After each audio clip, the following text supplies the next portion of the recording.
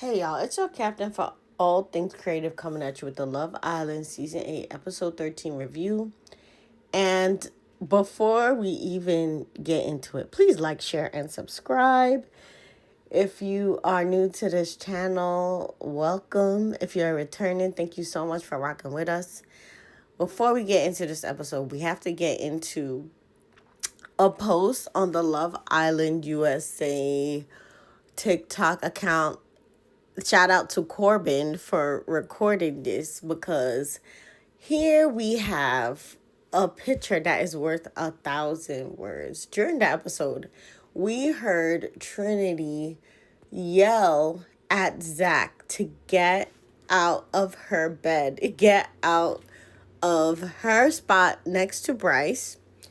And she did not sound like she was joking. And lo and behold and lo, we see this picture that Corbin caught Caleb taking of Kata, Zach, Trinity, and Bryce.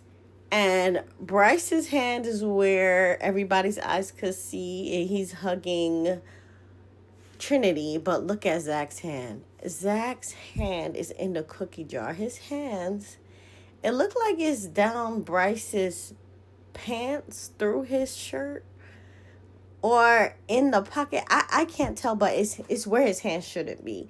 And I was trying to figure out like who is the culprit behind this bromance that really is distracting to the viewers and I believe to Trinity, and it's upsetting me and my homegirls. And I think Zach is the root of the problem. I said earlier when I started the reviews that I did like Zach because I felt like he was really playing the game. But now, especially since I saw him try to break up Bryce and Trinity and then get in Casey and Anaya's head and then rudely, tell Kata basically he gonna explore another bombshell right after, they get to the hideaway. It's just all getting to be too much. I think Zach has been getting a lot of flack online. Some people saying, he is like Peter Baelish from Game of Thrones. Some people say, he might not be forthcoming about his true sexuality. Regardless, I think Zach is not in this game for the right reasons. I really think he's about the money. I am more and more convinced that he is not joking when he tells Kata he is going to go after the next bombshell or cast a girl, that catches his eye. If he's not the bigger, better deal guy, I think he represents a lot of the more toxic Victorian era masculine qualities that we're moving away from. Back in the Victorian era, it was all about homosocial spaces where men prioritized their allegiances and attention and effort, for other men. And women were just basically breeders, that you would marry for kids, but nobody respected or spent much time with women and their wives. And Zach totally represents all that. And he acts like it. And I don't know if Bryce is feeding into it, but like I said, the picture's worth 1,000 words. It seemed like Zach is the aggressor. And in all the drama in the villa, Zach has been at the root of it. So I really think Zach needs to get out of the villa at this point.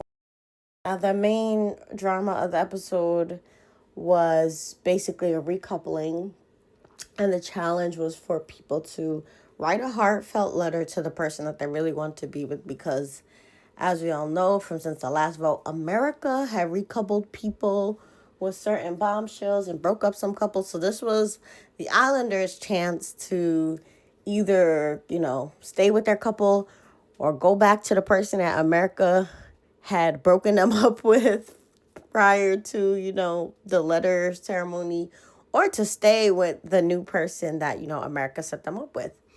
And lo and behold and lo, most of the couples stay together.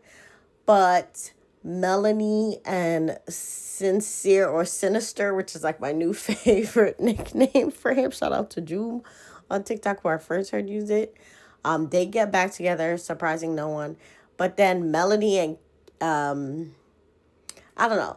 Melanie and the girls also have these bullying accusations concerning Soul.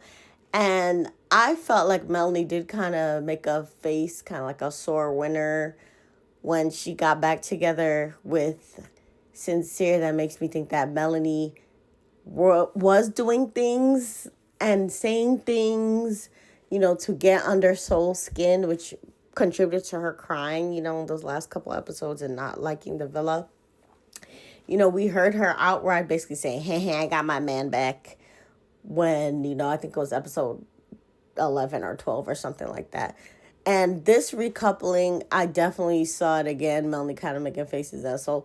I think she's calming down, but I really don't think people will understand their relationship because Sincere, I guess, is used to toxicity. His mother, I guess, came online and saying that, she's rooting for Melanie and her son because she's just as toxic as Melanie. So Melanie feels familiar to Sincere in a way that Chaos feels like comfort if you grew up in a war zone, basically. So we're going to have to just let them two rock.